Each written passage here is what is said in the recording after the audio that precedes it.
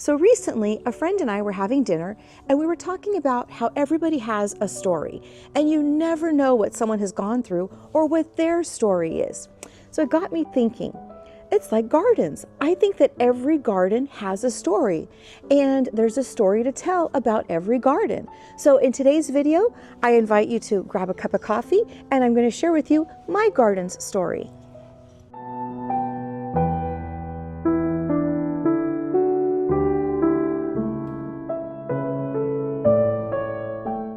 So as I thought about my garden story, I went ahead and went through some old photos and pulled out some that really show how far my garden has come. I mean, through the years, so much has changed, and it is just so neat to see how everything has evolved.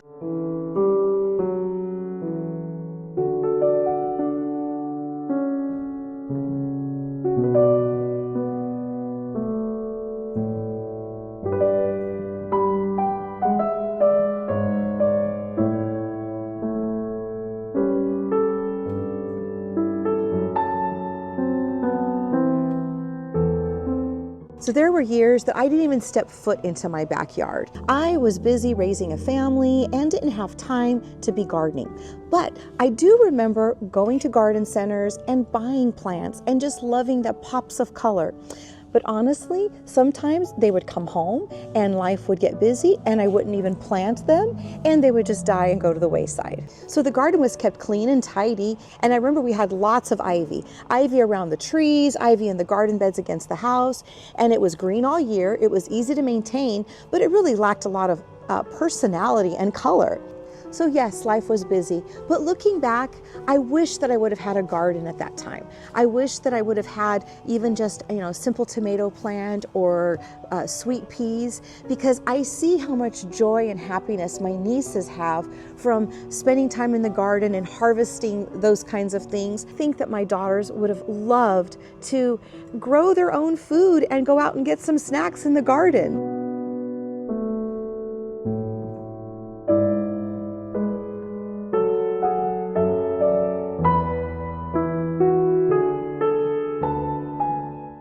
So as my daughters were getting older and nearing graduation, I wanted to have a celebration for them. And I thought I'd like to have it here in our home. So I started thinking about, where I was gonna, have all these people. And I thought, I've got a pretty good sized backyard. Let's do it in the backyard. So I go into the backyard and oh my goodness, I thought there is so much I need to tidy up and get ready to make this presentable. And I did, but my mindset was I had to do it. It was something that I needed to do in order to make the backyard presentable.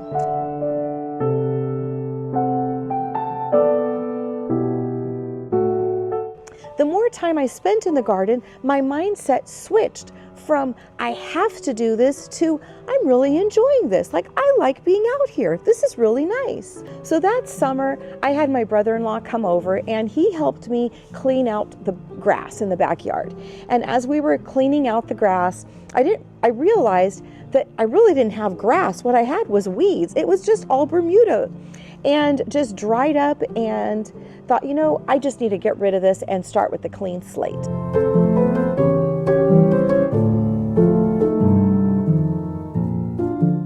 So during the pandemic, I dove into gardening videos. YouTube has so much education out there on gardening, and there's so many gardeners that share their gardens and knowledge with us. So I just took in as much as I could and just enjoyed it tremendously.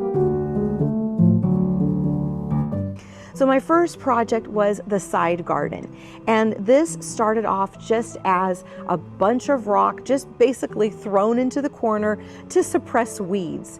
And I thought, I'm gonna clean this off and bring some life to this corner. It brought so much life and excitement. Then of course the finished result, well, who doesn't love a good before and after?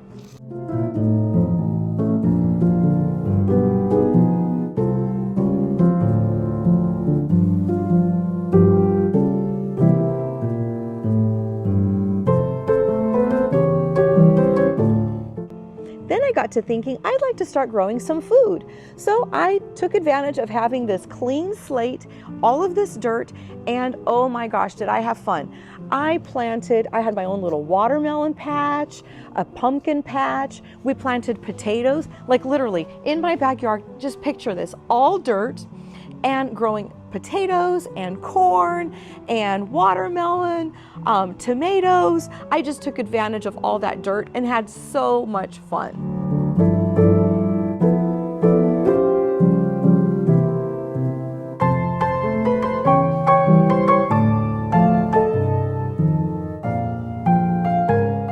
So growing corn was quite an experience. I thought, you know, how fun would it be to have a little corn patch here? Well, it was not easy, but there was a lesson there. It made me realize what our farmers go through to grow food for us. And it made me appreciate organic food.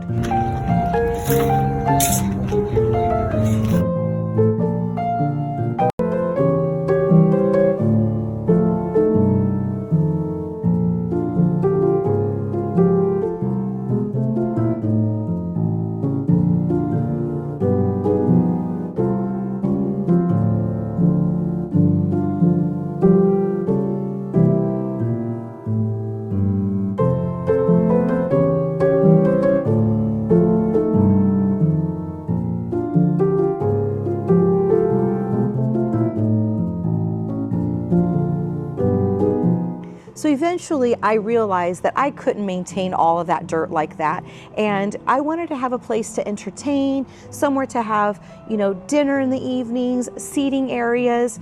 So I started breaking down the garden into usable spaces. And one of the spaces that I really enjoyed creating was the fire pit area. So this is such a nice area to sit in the evenings and enjoy each other's company and a warm fire.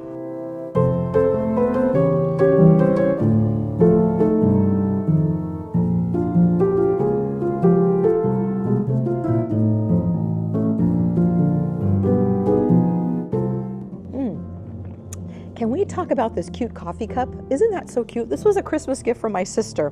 I don't know if I'm the gardener of the year, but maybe I'm the gardener of the year for my garden. And look, isn't this darling? It's a little shovel. Isn't that so cute? Anyway, I hope that you're enjoying this and that you're enjoying your coffee as well. So I had a dream for my garden, and I remember grabbing a piece of paper and drawing out a little sketch of my dream garden, designing this garden and looking at it and thinking, oh, wouldn't this be beautiful? Well, I have to share that that dream actually came true. Slowly, piece by piece, the garden started evolving, and I just broke it down into pieces.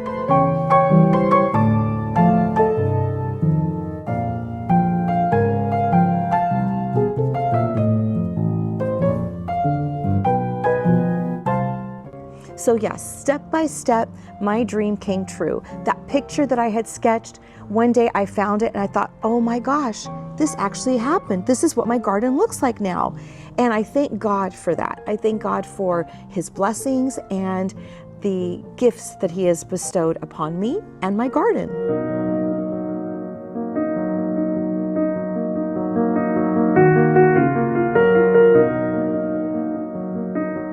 Another big change in my garden was the addition of the artificial turf.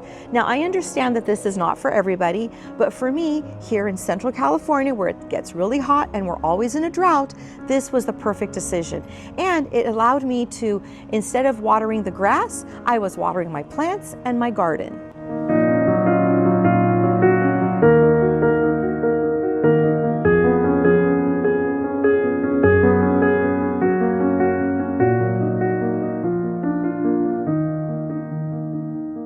So I made a video about my artificial turf, so I'll link that at the end in case you're interested in checking that out.